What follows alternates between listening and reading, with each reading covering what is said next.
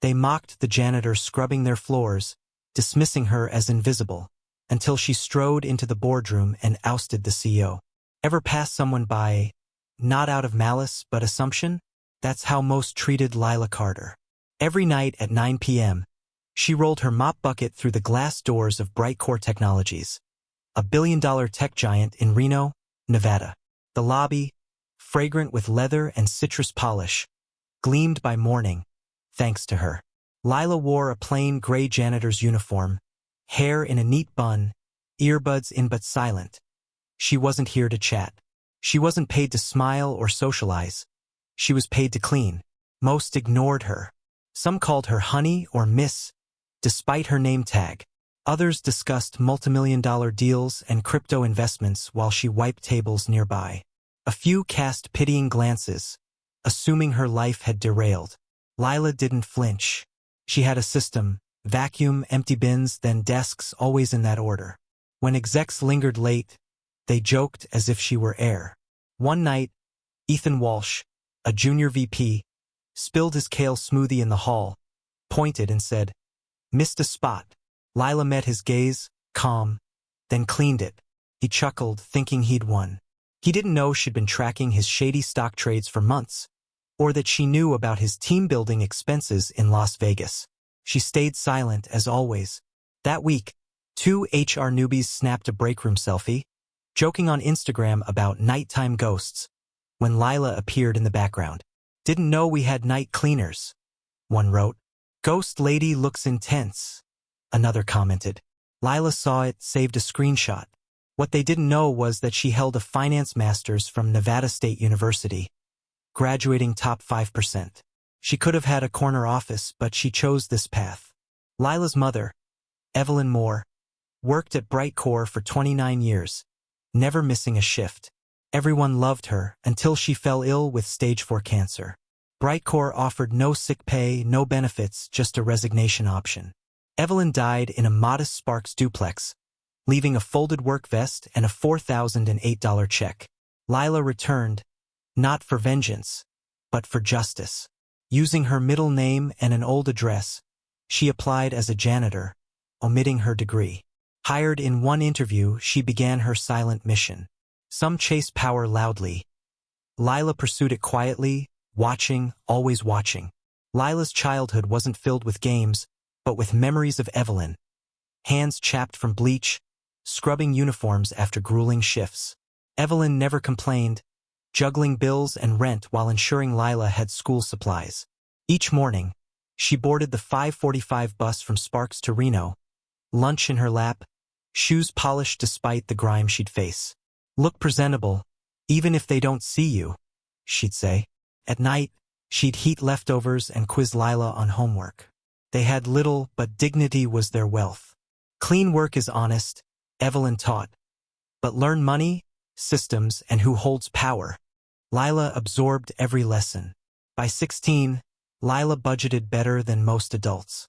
At 22, she wrote market trend reports while waitressing.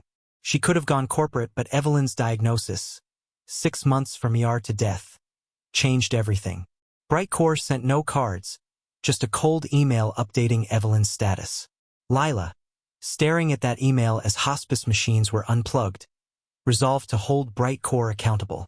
She didn't rant or sue. She planned. Saving every cent, working multiple jobs, she studied stocks on breaks, buying Brightcore shares, pennies, then thousands. She learned the board's weaknesses, who skipped votes, who was retiring. She befriended the unseen. Janitors, cafeteria workers, Carlos, a security guard who loathed the execs. "They don't see us," Carlos said over 2 a.m. coffee. "We could plan a takeover and they'd walk by." Lila tapped her phone. Not a takeover. Something better. Nighttime offices revealed secrets. Lila lingered near conversations, catching Ethan Walsh plotting to outsource HR overseas. "No loyalty, just margin," he bragged. Unaware, she photographed his unlisted Miami trip itinerary from his trash.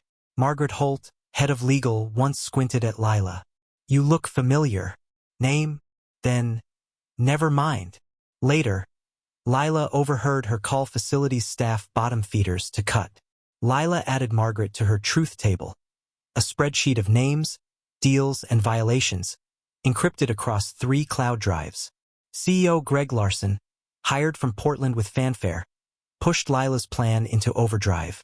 His disruption meant layoffs, slashed benefits, and a bloated executive bar budget. One Thursday, mopping near the boardroom, Lila overheard him joke about cutting dead weight, like her. That sealed it. She'd been stacking proxy votes for a year, contacting overlooked shareholders. Dr. Jerome Tate, a retired researcher. Lydia Crane, a startup founder Brightcore sidelined. Evan Brooks, an ex-intern with a finance blog. They trusted her, giving her 12% of the vote, enough for power. Lila drafted a motion to remove Greg, detailing his unauthorized spending, layoffs, and morale collapse, backed by receipts. She triple-checked it, hiding it under trash bags in her locker. Carlos caught her in the executive lounge, smirking. Not supposed to be here. Lila didn't look up. Just cleaning. He saw the papers. You're really doing it. She nodded. No one hands us a seat. I'm taking one. Monday, Brightcore fired her, citing restructuring. 1 week severance, the call said. Lila hung up, unfazed, leaning against a dumpster. They thought they'd erased her like Evelyn. Instead, they'd lit her fuse. She texted Carlos, "Board meeting Friday, 6 p.m. need in." He replied with a thumbs up. She emailed her proxy allies, 2 sympathetic board members, and the general counsel's assistant. Tuesday through Thursday, she cleaned as if nothing changed, her resolve hidden. Friday, Lila stepped off the freight elevator at 5:55 p.m. Not in her uniform but a sharp blazer, jeans, and sneakers. Carlos ensured her badge worked. She walked to the boardroom, where Greg was mid-joke. Best move was cutting dead weight. Stop feeding the bottom to float the top. He froze when Lila entered. "Can I help you?" "This is private," he snapped. Lila placed her motion on the table. "I'm here as a shareholder." Edward Klein, a sharp-eyed board member, nodded. "Her paperwork's in order." Another confirmed, "She has my proxy." Hands rose. "Mine too." Greg's smile vanished. "This is absurd. She cleans toilets." Lila stepped forward. "I clean what's dirty, including this board." Greg sputtered. "You don't have authority." Lila opened her folder. "I have 11.6% of the vote, per Article 7, Section B." Edward agreed. "She's right." Sonia Patel, another board member, cited Greg's mismanagement and hidden expenses. "We've been watching," she said. Greg protested, sweating. "I'm not resigning," Edward countered. "You steered us into disaster." Lila spoke evenly. "Brightcore isn't your playground. It's people's livelihoods. It was my mother's life, and you treated her like nothing." Sonia called the vote. All in favor of removing Greg Larson as CEO? The ayes were unanimous.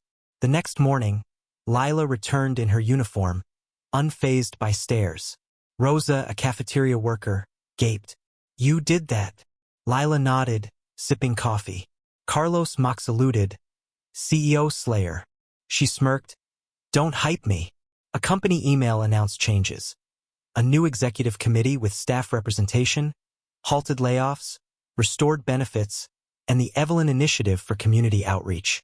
Seeing her mother's name, Lila cried briefly in private. Not from sadness, but meaning. Edward offered Lila a leadership role. She declined. "I'll keep my 9 p.m. shift. Keep watching." He called it a waste. She shrugged. "I don't need a desk to think. And if anyone calls a janitor dead weight again, they're next." Lila didn't seek revenge. She sought respect, truth, and her mother's legacy. Real power isn't in titles. It's in courage to fix what's broken when no one believes you can. Brightcore learned. Underestimate the quiet ones, and they'll change everything.